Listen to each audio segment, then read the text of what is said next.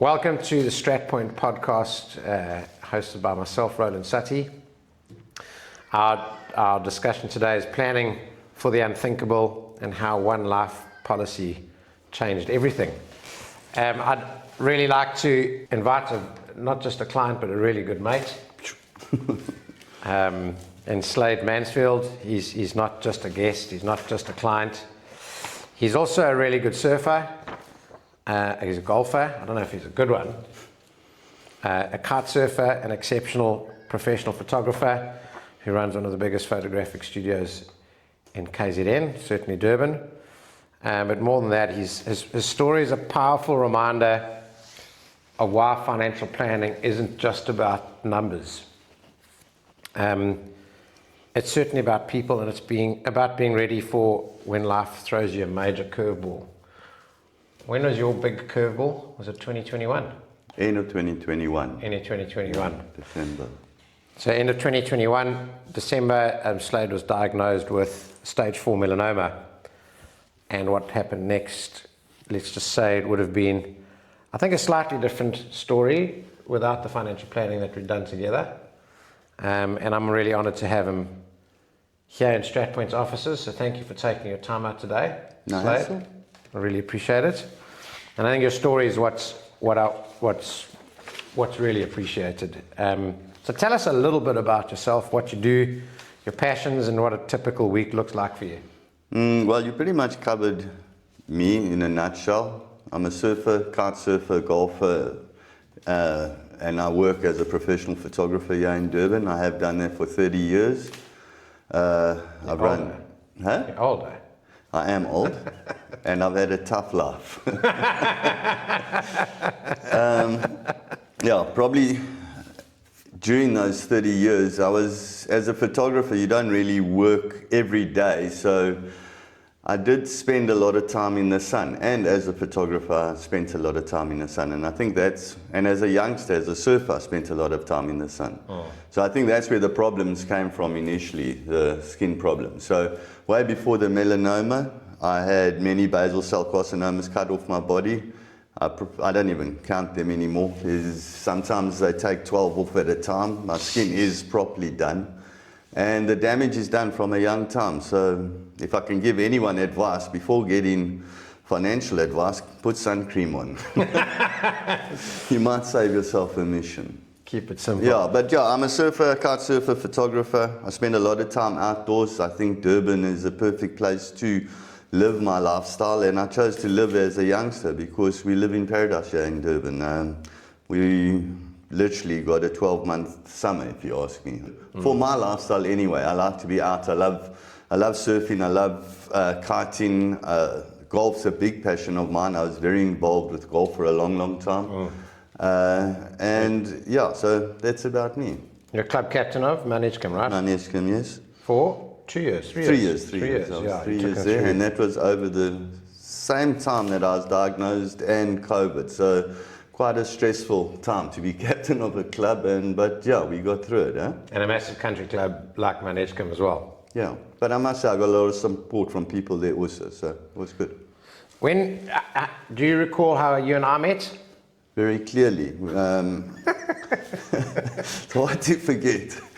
No, I had actually stopped surfing for a long, long time, and a mate of mine invited me to start surfing again. When I was a youngster, I surfed for Southern Natal, and I started surfing again, and after about 6 months of surfing, I said to my wife, I want to try make the Natal team, surf competitively again. It's in my nature. I'm a born competitor.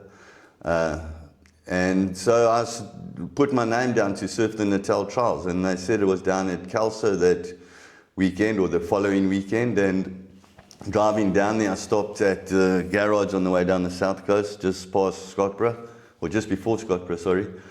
And I saw this oak there, looked like a surfer, and we started chatting. He said he was going to the trials, and from that day on, we became mates. So yeah. Surfed a lot of time with you, Rels. We have, eh? We have. I'm trying to remember when I kind of approached you to sit down. I mean, I know we surfed together, but before we worked together, what is your experience with insurance, life insurance, and financial planning? I hadn't really taken it seriously. I had really basic stuff. A guy that I met once that was, I don't even know how he got to see me, but he came in and he sold me, I think I was paying 150 Rand life insurance. I didn't have a retirement annuity, I didn't have dreaded disease. So after that, another guy took over. He did a pretty good job, but I never had the full picture and all the cover that I probably needed. And you just started chatting to me, and then you said, let me come and have a coffee and we can discuss it. You made it a lot clearer for what I needed in my life, and I liked the plan, so I went with it. Yeah, I remember coming to see you there. Let's chat about your diagnosis in end of 2021. What happened? How did it all kind of come about? So I'd gone to have a usual checkup with my doctor, and we had the one basal cell carcinoma was bugging me on the back of my neck here. And we were going to cut 3 out that day, and he said, no, well, let's rather take this other one out. It just doesn't look good. And I hadn't even felt it before. It wasn't raised, it wasn't anything, but his job is to spot these things. They sent it off. I remember I was doing some business up in Joburg, and I'd just landed and I had 3 messages from the doctor. Oh. Yeah, scary times. Yeah, he said I had to go and see him as soon as possible, and it was a melanoma. To be honest, I didn't really realize what it was right then. And as it sank in, it became more and more, shit, I've actually got cancer. Oh. And having lost my sister a couple of years earlier, it struck home hard that it could be the end. And sure. Yeah, tough time. What goes through your mind? Sure, a lot, eh? You realize that you're not here forever. Have you done enough with your life? Yeah. To be honest, I broke down really badly, went into depression. Yeah. Yeah, but the initial prognosis wasn't actually that bad. It was stage 4, but they went in and cut a 6x12 out the back of my neck. 6x12 centimeters? Yeah. So it's quite a chop. But, it's a hole. Yeah, but you can't even see it now. It's fine. The doctor did a great job. And they said that they had got everything. But because of the depth of it, it was 0.1 millimeters from being guaranteed that it would have spread throughout my body when they took it out. That's not a lot. But in the March, when the reality really struck that it had metastasized, I was going down to, it was my anniversary, I was going down to Transkei, and I felt a lump in my neck. And it had been there for a while, but it felt like a muscle knot. And driving down, I was saying to my wife, this is irritating me. By the time I got back from Transkei, there were 2 major lumps in my neck that almost felt like golf balls. And I knew something was wrong. And the doctor said, if anything changes in your body, please let us know immediately. So I went in, we did another cut into it, probed it, checked them, and truth it was, it had metastasized into the lymph nodes. What is the term metastasized? So it's spread. Okay. So it's spreading throughout your body. Realistically, my chances at that time were 1 in 2 to be here today. And I was very fortunate at the time also. I was lucky, modern medicine, a new treatment had just come out from Australia called immunotherapy. Okay. And I went on to that, and luckily also Momentum, my medical aid that I was with, at the time allowed me to up my medical aid scheme that I was on. I was on just a basic medical aid, and they allowed me to up it, so I got like literally 95% of my treatment paid for there, which was very fortunate. But when it hits you that you literally, it's me or you in 5 years that are going to be here if we both got it, that life suddenly becomes really short. And you start to look at what's important around you and what you're doing with your life. Yeah. I kind of penciled a couple of questions, and the one question is, like, how did your financial planning support you through this time? But, you know, it's a two-prong, if not even three-prong thing, where it was the support from your financial planning, the decisions that you'd made that I'd brought to the table. I think is like the decision to go and see the doctor, the decision to make the call and make those changes. 0.1 of a millimeter, had you delayed that, maybe you wouldn't be sitting here today. And I think as a mate and as someone who's very close to me, it was being on this side of the fence, being your mate, but also your financial advisor.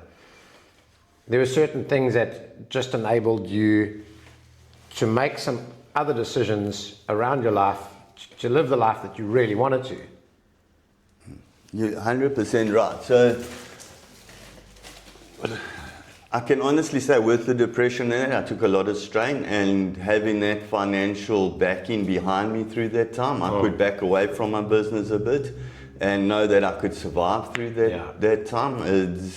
It's hard to explain what you're going through your head. Also, during the treatment, it was 6 months treatment. We had an injection every month. I was probably sleeping 12 to 14 hours a day. I had no energy whatsoever in my body. And the depression, I didn't really want to go out or see people, and that put a lot of strain on my marriage. But luckily, that all came right. Without that cash behind me, I don't think I would be here today where I am today. It changed my whole lifestyle, because when I did come out of it, I realized, okay, I need to make some changes in where I live, how I live, and the way I live.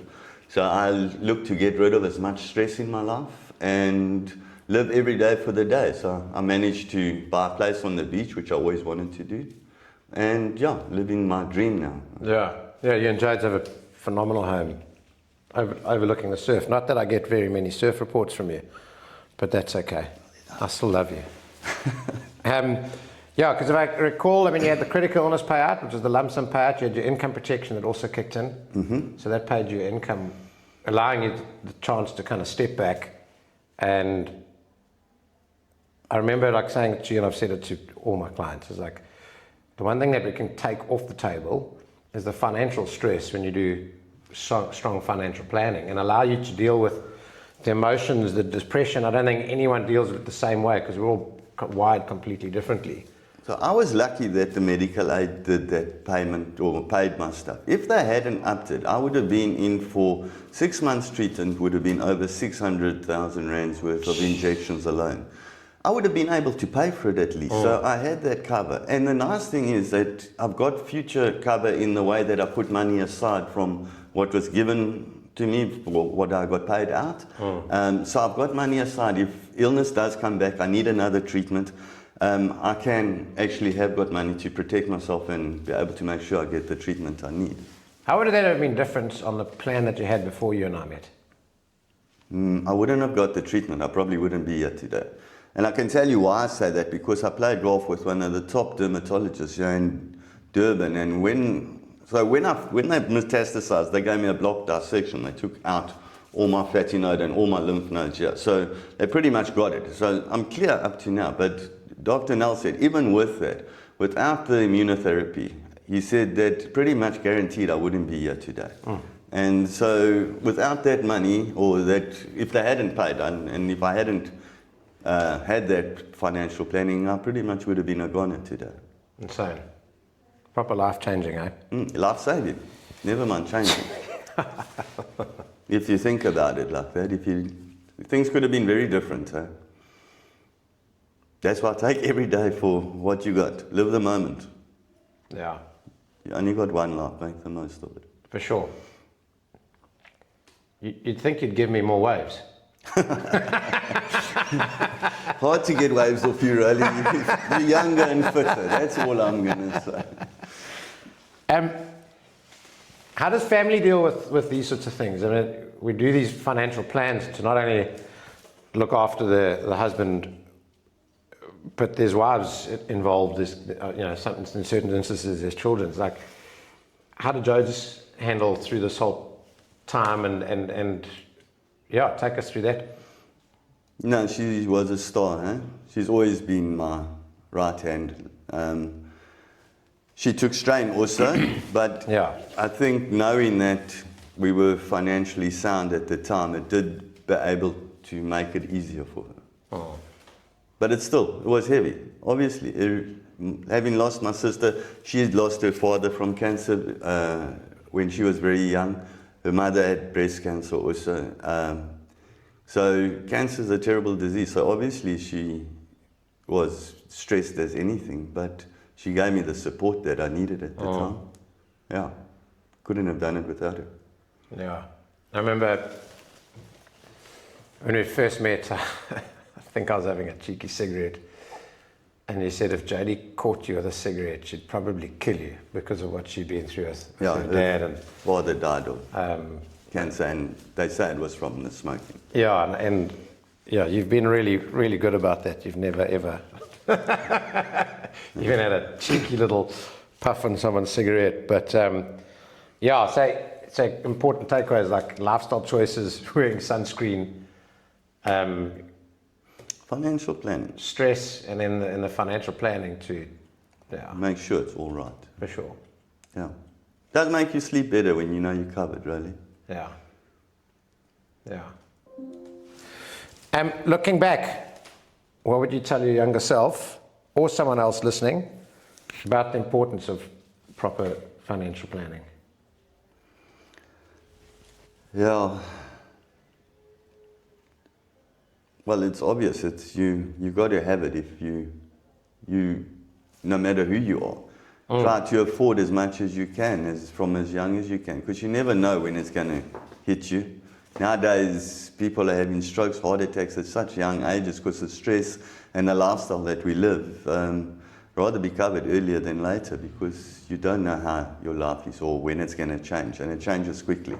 Yeah. I was invincible before this happened. I thought I'd live till 110, but you suddenly realize, like, you might live to 110, but you might not also, you know. Yeah. You got to look after yourself, and yeah, as I say, financial planning is a must. It's not always easy, you know. When you start, you don't have a lot of money, so often you overlook it. But I wouldn't do it. It's not worth it. Yeah, when financial planning starts from round one, it doesn't start from when I can afford it. You know, it's like get those fundamentals in place as soon as possible. And I think people's priorities are in other areas, I suppose, because they haven't had the chance to sit down with a strong financial advisor. And sometimes a financial advisor who, I suppose, like me, I mean, you'll be able to vouch for the fact that I'm almost like a dog with a bone. Yeah, there's no doubt. You phone, I know that you want to sell me more insurance or retirement annuity, and I've got to tell you, wait a bit, but that's your job. You're doing your job for my own good, so it's worth listening. Yeah, and I love what I do. I think you love what you do, and your work kind of comes through, and how much you have a passion for photography, and I have a passion for financial services. How's your perspective on life changed since, both personally and professionally? You've touched on it a couple of times, but from a professional perspective, work, how's your perspective changed on work? Well, my lifestyle having changed and not having as much debt around, I've been able to concentrate on my work, where I want to do it, and the type of work I want to do. It has given me a bit more breathing space in life. But yeah, personally, I definitely appreciate what I've got more than what I did before the illness. I realize that you aren't here forever. Yeah. And that you got to make the most of it. What you live for today. But don't overdo it either. Get the balance right. Yeah, it's all about balance. Yeah. They're extremely resilient as humans, and yet life is so delicate. Yeah. And I think that's the balance. If you had to leave a message out to a budding photographer who's starting his career or sitting in his first year, I mean, where were you at varsity? Natal Tech. Natal Tech. Yeah. A young photographer wanting to kind of enter this profession, what kind of advice would you give him or her? Regarding photography. Yeah, your profession. My profession. I must be honest, really, it's a tough one to answer at the moment. Photography is taking a hard knock with AI at the moment. I'm not sure how it's going to change or alter in the near future, but change is inevitable. When we went from film to digital, a lot of photographers never changed, and they're now sitting without jobs. So there is change coming. I would say to a young photographer, be yourself. Get as much information from other photographers as you can. Find your style and be original to your style. But be willing to change and adapt to the market as it changes. Things are changing really radically in this world at the moment. AI is a major factor, and I think we haven't actually even started scratching the surface on how much our world is going to change in the next few years. Noticing how much it's changing in the photography area at the moment. What have you noticed the most? Believe it or not, so jobs that used to be there a few years ago aren't there anymore, like simple pack shots. They all being rendered AI, so you don't need to photograph them anymore. I did work for a certain company for 20 years in the fashion industry, and now they've actually gone away from stills photography. They're going into more lifestyle reels and that, and the AR part will be coming in shortly. I saw an ad done by Adidas the other day, and it's completely done by AR that you would never ever be able to tell the difference. So, yeah, it's a scary thing for photography, but there is still space for us out there, and yeah, absolutely. I do believe, as I say, if we adapt to what there is, there's time for us. I've seen, I mean, it's the same from a music perspective, and photography and music are both art forms, and there's some songs out there created fully by AI. The normal man in the street wouldn't know the difference. Yeah. But and you wonder if you're losing the art there. And that's the thing, you're losing the art form, because the artist is still the human painting on the canvas, for want of another word. Yeah. Slade, thank you so much for your time today. It's been a really cool meeting and conversation. Remember, you owe me 10 waves, huh? I think I'm still in credit. I've been injured for 5 weeks, so you've had plenty of opportunities to get as many waves as you need. But yeah, thanks again, and thanks for your support to me in my business journey for the 8 to 10 years that we've been mates. Wishing you all the best. If there's pretty similar to this Diary of a CEO, I don't know if you've watched it before. He always asks the leaving guest to ask a question to the next guest. What would that question be? Who cut his hair? Perfect. My wife made me go have a haircut this morning. And it was Alibaba. Short, really. Cheers, my bro. Thanks, my brother. Thank you.